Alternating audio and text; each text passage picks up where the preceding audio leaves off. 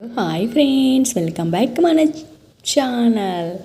ఈరోజు మీకు ఒక కొత్త స్టోరీ చెప్పబోతున్నానండి. అది రియల్ స్టోరీ. సో ఈ కొత్త జంటకి నైటీ అనేది కోర్టు ద్వారా విడాకుల కోసం కూడా వెళ్ళిపోయారు. సో ఆ స్టోరీ ఏంటో చూసేద్దామా? స్టోరీ చూసే ముందు మన ఛానల్ని లైక్ చేయండి, షేర్ చేయండి, సబ్స్క్రైబ్ చేసుకోండి. స్టోరీ స్టార్ట్ చేస్తే, ఏమయ్యా సురేషు, ఎక్కడికి వెళ్తున్నావు?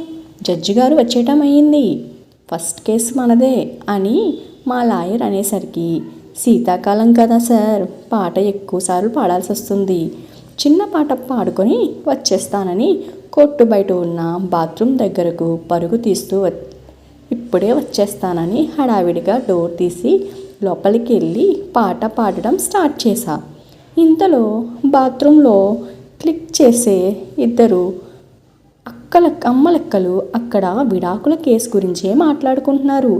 అదిగో ఆనా డాష్ పిన్నే పెళ్ళం నైటీ వేసుకుందని విడాకులు ఇచ్చేస్తున్నాడంట. ఎదవన కుక్కకి ఏం పోయే కాలం వచ్చిందో ఏమో అని నన్ను బండబూతులు తిట్టుకుంటున్నారు. వాళ్ళ బూతులకు నా పాట ఆగిపోయింది. టకీమని తలుపులు తీసుకొని మొహం చాటేస్తూ వాళ్ళ ముందు నుంచి కోర్టు లోపలికి వెళ్ళిపోయా. లాయర్లంతా నన్ను విచిత్రంగా చూస్తున్నారు, నవ్వుకుంటున్నారు. ఇంతలో జడ్జి గారు రావడానికి కాస్త ఆలస్యం అవుతుందని మరో లాయర్ చెప్పారు. సరేనని కోర్టు బయట ఉన్న బల్లపైనే కూర్చున్నా. నేను తప్పు చేస్తున్నానా, తప్పక చేస్తున్నానా అని తలదించుకొని ఆలోచనలో పడ్డా. ఇంతలో శర్మ గారికి కాకినాడ కోర్టులో ఫేమస్ లాయర్ ఆయన వచ్చి పక్కన కూర్చొని, ఏమయ్యా సురేషు, కేసు చివరికి వచ్చిందంట కదా, ఎందుకంతయ్యా తంటయ్యా, ఎవరికైనా పెళ్ళం నైటీ వేసుకుందని కోర్టులో కేసు వేస్తారా? కూర్చొని మాట్లాడుకుంటే అయిపోయేదానికి కోర్టు వరకు వచ్చావు. నీకో విషయం చెప్పనా? కోర్టులో వాళ్ళంతా నిన్ను ఓ జోకర్గా అలా చూస్తున్నారు. ప్రపంచంలో మొగుడు పిల్లల మధ్య ఎన్ని గొడవలు లేవు, వాళ్ళంతా సర్దుకుపోయి కాపురం చేయటం లేదా? అయినా నువ్వేంటయ్యా బాబు, పెళ్ళం నైటీ వేసుకుందని కేసు పెడతావా? అనవసరంగా కాపురాన్ని కూల్చుకోకయ్యా, ఆడబిడ్డ జీవితం అన్యాయం చేయకు, నీకే మంచిది కాదని చెప్తున్నా.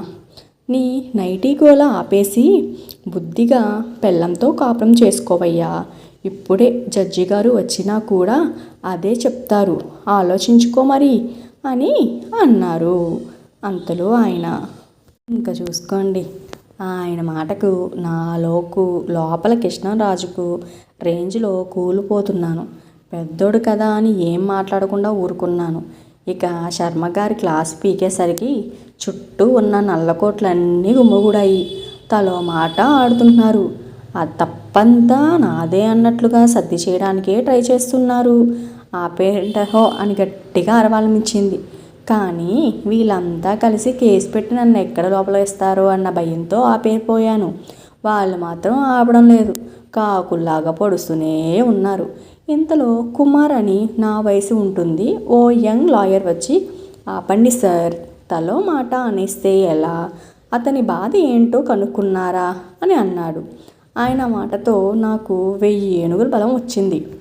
నువ్వు ఊరుకోవయ్యా కుమారు, వాళ్ళ ఆవిడ నైటీ వేసుకుందంట, కేసు పెట్టాడు విడాకులు ఇమ్మని, ఇందులో అతని బాధ తెలుసుకోవడానికి ఏముంది, సిల్లీ కాకపోతే అని అన్నాడు ఇంకో లాయర్. ఆ మాటతో నాకు కోపం తట్టుకొచ్చింది. ఏంటి సార్ సిల్లీ, నా బాధ మీకు సిల్లీగా ఉందా? నైటీ అని సింపుల్గా తీసివేస్తున్నారు. అసలు ఏం తెలుసో మీకు? ఏనాడు పోలీస్ స్టేషన్ మెట్లు ఎక్కని నేను కోర్టు వరకు వచ్చాయంటే నాలో నేను ఎంత మదనపడుతున్నానో మీకేం తెలుసు అని నా బాధనంతా కన్నీళ్ళ రూపంలో వదిలేశాను. దాంతో ఆ లాయర్లంతా, అయ్యో సురేషు, ఇందా ఈ మంచినీళ్ళు తాగు, ఏడవకు, ముందు నీ బాధ ఏంటో చెప్పు అన్నారు. సార్, నాకు నా భార్య అంటే ఇష్టం లేకనో ప్రేమ లేకనో ఈ పని చేయడం లేదు. నాతో నేను రాజీ పడలేక చేస్తున్నా. ఇంత అందమైన భార్య వస్తుందని నేను కల్లో కూడా అనుకోలేదు సార్. చూసిన వెంటనే రమ్య నచ్చేసింది. పెళ్లిపీటలు ఎక్కడానికి పెద్దల టైం తీసుకోలేదు.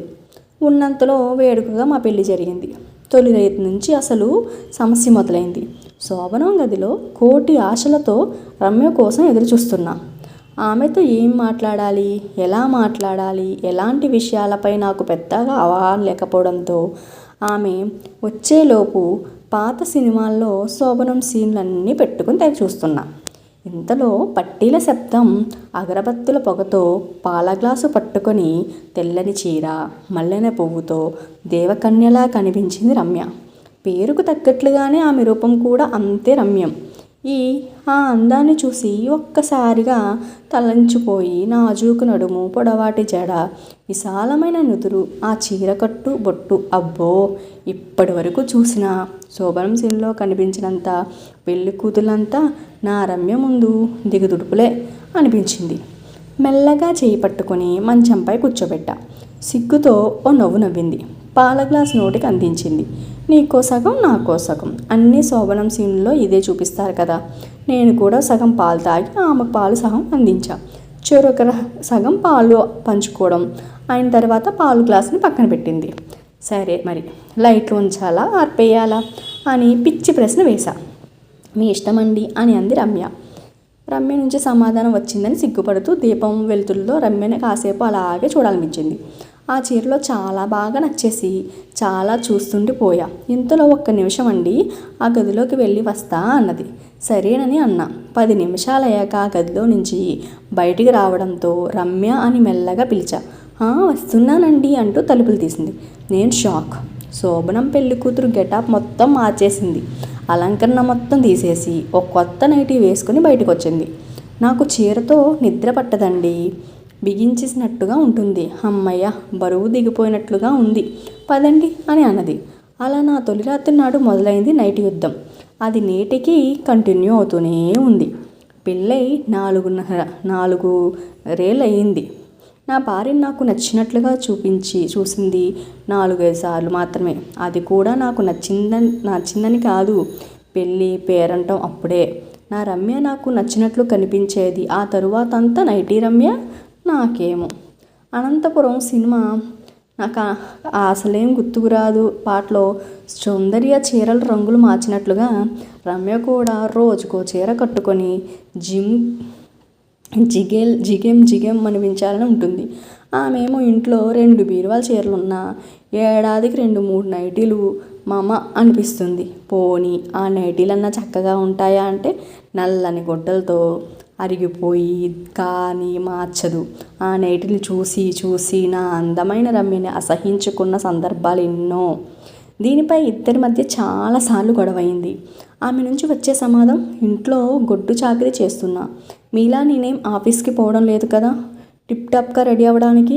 అయినా నాకు సౌకర్యవంతంగా ఉండే వాటిని నేను వేసుకుంటా, ఇష్టం లేకపోతే చూడ్డం మానే అని విసుగ్గా మాట్లాడేది. ఓసారి సిగ్గు విడిచి నా బాధనంతా వ్యక్తపరిచాను. అర్థం చేసుకుంటుందేమో అని ఉద్దేశంతో.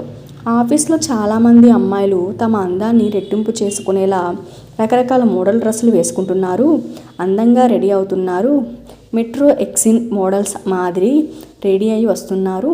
నువ్వు వాళ్ళ రెడీ కావాల్సిన అవసరం లేదు. ఆ పాత నైటీలు పక్కన పడేసి శుభ్రమైన బట్టలు కట్టుకో, బీరువా నిండా చీరలు ఉన్నాయి, కావాలంటే ఇంకా కొంటా. ఇప్పుడు నీకు నచ్చట్లే కాదు, అప్పుడప్పుడు నాకు నచ్చేలా ఉండు అని ప్రాయపడ్డాను.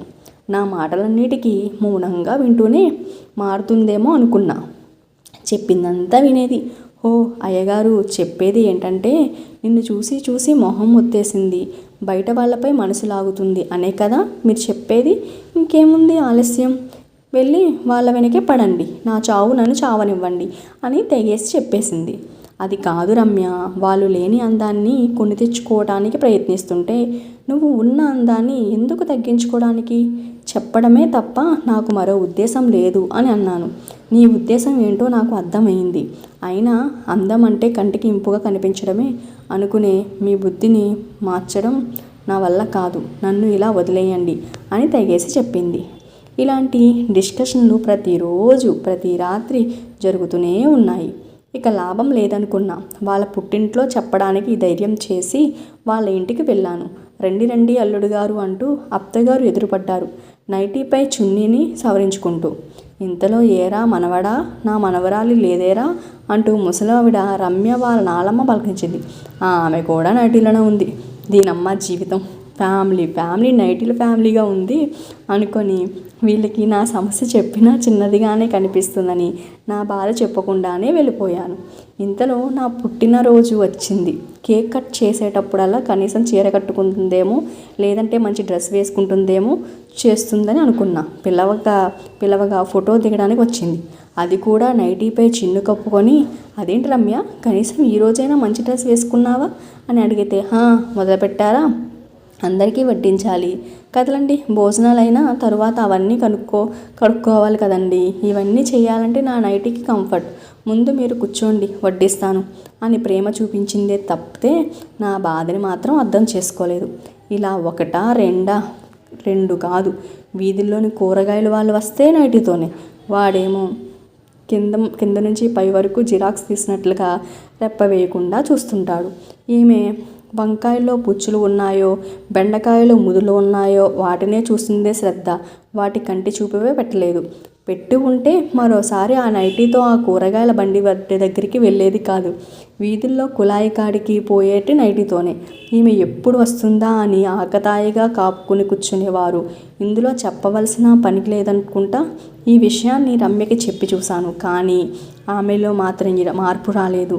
నా పుట్టినరోజు నాడు నేను బట్టలు కొనుక్కోవడం కాదు, నా రమ్యకి మంచి చీర కొన్నాను, కానీ కట్టుకున్నదే లేదు. తన పుట్టినరోజుని చెప్పి 10 షాపులు తిరిగి మరీ నాకెంతో ఇష్టమైన బ్లూ కలర్ శారీ కొన్నా. ఆ కలర్ అంటే అతనికి ఇష్టమే. తెల్లగా బంగారు వర్ణంలో ఉన్న నా రమ్య ఈ బ్లూ కలర్ శారీ కడితే కందునపు బొమ్మలా ఉంటుందని ఎంతో ఆశపడి చేరుకొన్నా. ఆ చీరను చూసి మురిసిపోయింది, కానీ కట్టుకుంటుందని ఆశపడ్డా. సీన్ కట్ చేస్తే ఆ అన్న కూతురు పెళ్లిలో కట్టుకుందని చెప్పి మడత పెట్టి బీరువాలో పెట్టేసింది. నా బాధ కేవలం తనకి నచ్చిన నైటీ వేసుకుంటే కాదు, నాకు నచ్చినట్లుగా ఉండటం లేదని కూడా. ఎన్నాళ్ళని నాతో నేను రాజీ పడతాను. అందుకే నాతో నేను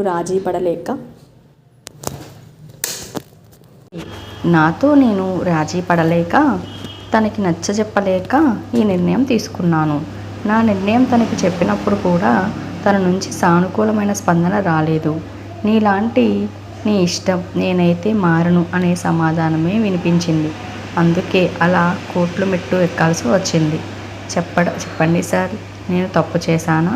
ఒకటి మాత్రం నిజం, నా రమ్య అంటే నాకు ఇప్పటికీ ఇష్టమే, కానీ ఆ ఇష్టాన్ని పంచుకోపోతున్నాం అనే బాధలోనే ఈ పని చేయాల్సి వచ్చింది అంటూ నా బాధనంతా కక్కేశాను చెమ్మగిలిన కళ్ళతో. అప్పటి వరకు నన్ను నానా మాటలు అన్న వాళ్ళంతా నీ బాధలోనూ న్యాయం ఉందిలే సురేష్ అని అన్నారు. ఇంతలో జడ్జి గారు రావడంతో విచారణ మొదలయ్యింది. నాకు చెప్పాల్సింది చెప్పి కాసేపు టైం తీసుకోమని మా లాయర్ని ఆలోచించి నిర్ణయం చెప్పమన్నారు. లాయర్ని తీసుకొని బయటకు వస్తున్నా. ఇంతలో కోర్టు బయట ఆటో ఆగింది. నేను నా రమ్య కోసం కొన్న బ్లూ కలర్ శారీలో ఓ అందగత్తె దిగింది. చీరని పోలిన చీరలు బోలెడు ఉంటాయిలే అని నేను కొన్న చీర కాదులే అని చూపు తిప్పేసుకున్నా. కానీ క్షణం తిరిగేసరికి ఆ బ్లూ కలర్ చీరలోని అందగత్తె నా ముందు ప్రత్యక్షమైంది. ఏమండి అని. మరో ఆమె ఎవరో కాదు, రమ్యే. ఇక క్లైమాక్స్ ఏంటో చెప్పాల్సిన పని లేదనుకుంటా. ఆ నైటీ కథకి అలా హ్యాపీ ఎండింగ్ దొరికేసింది. రమ్యని తీసుకొని అదే ఆటోలో ఇంటికి వెళ్తూ మధ్యలో ఓ బట్టల షాప్ దగ్గర ఆగాం. నాకు నచ్చిన రంగుల చీరలన్నీ ఏరుకోరి మరీ తీసుకుంది. అలాగే నేను కూడా తనకు నచ్చిన 4-5 నైటీలు కూడా కొనేసా. తను వద్దని చెప్పింది, కానీ ఇష్టమైన వాళ్ళకి ఇష్టమైన వాటిని కొనిస్తే ఆ కిక్కే వేరబ్బా.